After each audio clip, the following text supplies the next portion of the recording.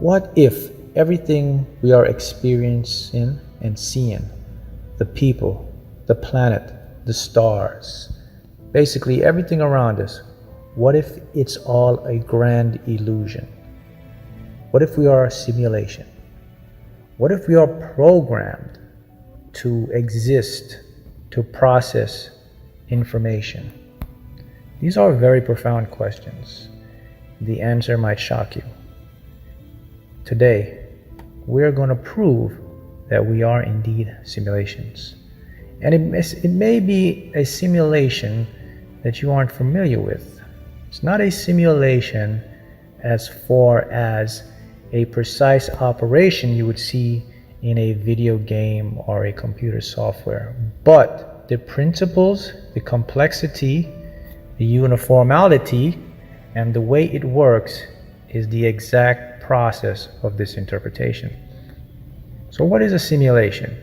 A simulation is basically a process that creates information, and the information evolves and runs and creates its own unique sets and circumstances. Now, the universe as we know it, the science behind how the universe works, which is known as quantum physics or quantum mechanics, gives us a glimpse and a gateway to see that we are truly living in a simulation. And here's how it works. So, according to physics, quantum physics, and astrophysicists, the universe has an intelligent creator, a designer. Many individuals believe it's God, universe. Many individuals believe it's supernatural, advanced alien civilizations. I am not here to question the beliefs.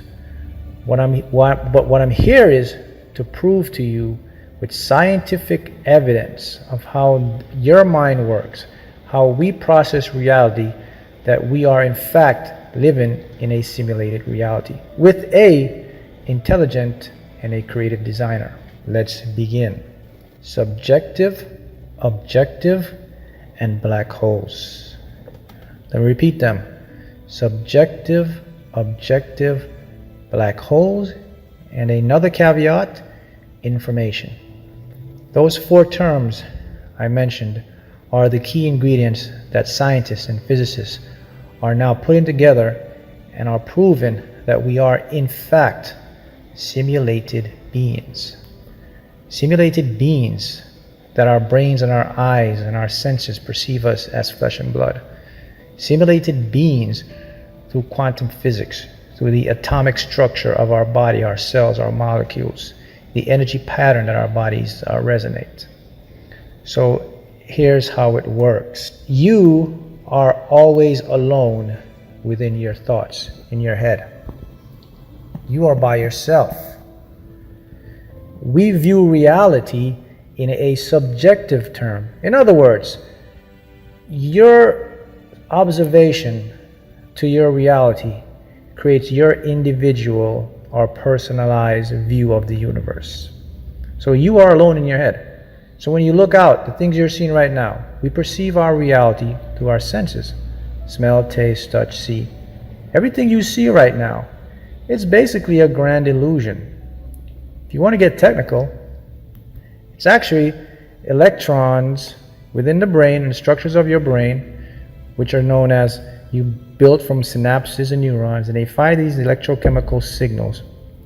And your brain interprets it. The best guess, your brain's best guess is what you see.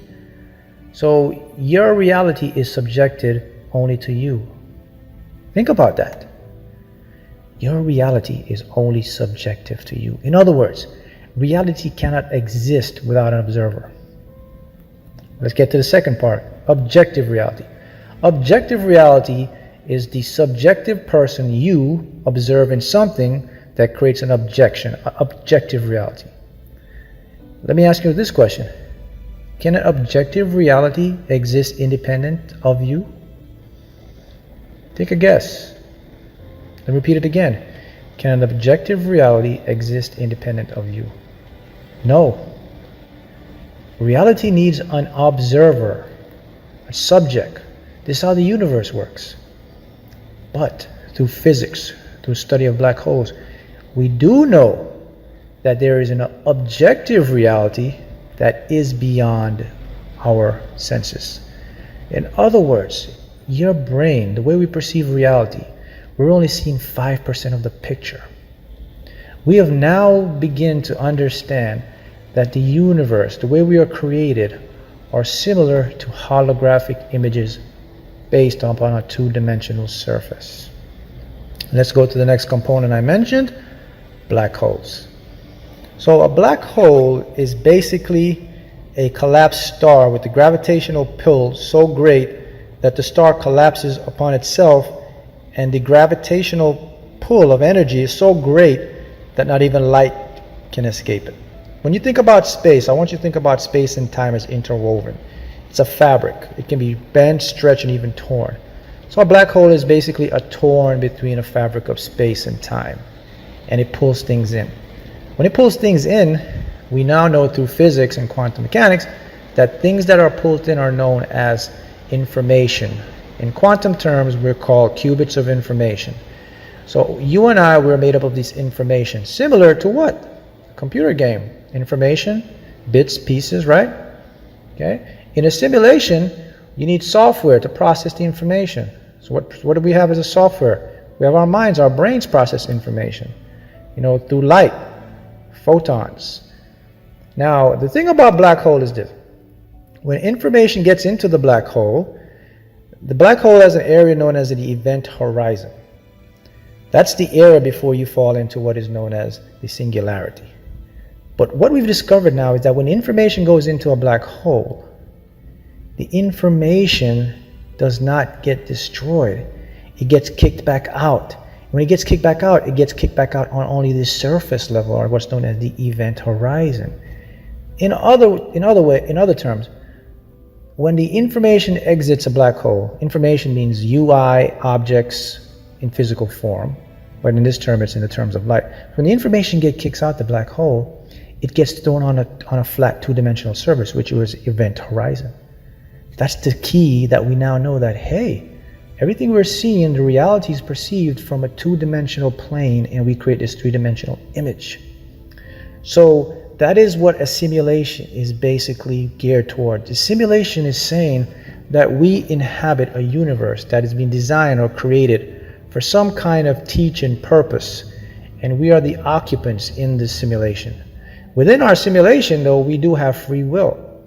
And we have free will because in the universe, the way we see the universe now, it's very infinite in its proportion. It doesn't end.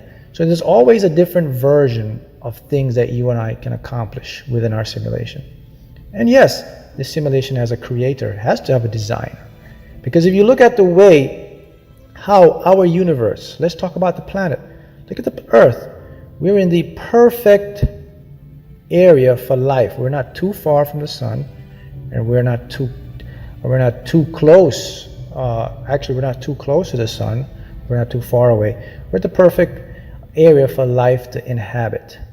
So whoever the creator of this simulation is, you can say God, the universe, it created this universe, created this Earth, or this simulation, in a perfect order for each and all of us to experience the fulfillment or abundance of our lives. This is very key because now this is very important and powerful information that you can grasp and you can understand to help yourself, to help your life, to create and manifest things in this simulation. Okay, so why is it important for me to know about this simulation, Mark? Big deal, I'm a simulation. What can I do? Well, the way the simulation is created, everything is an illusion. And it's an illusion created through perceptions of your brain. So if it's an illusion, only thing you have to do is trick your mind, so to speak, to create or manifest some form of information. You know, in a video game, let's talk about a video game. The video game has pre-programmed endings. It means that there are hundreds of thousands of ways that the game could end, but you have free will to determine which way you want to go. Same thing with the simulation, with how we live it. There's billions of options, that we can take to achieve our goals. And a tremendous force comes into play. This force is known as, we call it the law of attraction. It's basically a ground rule in the simulation. It says that the frequency we put out, we can attract it back to us and we can create our reality. So this is why it's so powerful for you to understand. And I go into this science because I want you to see the power that you have.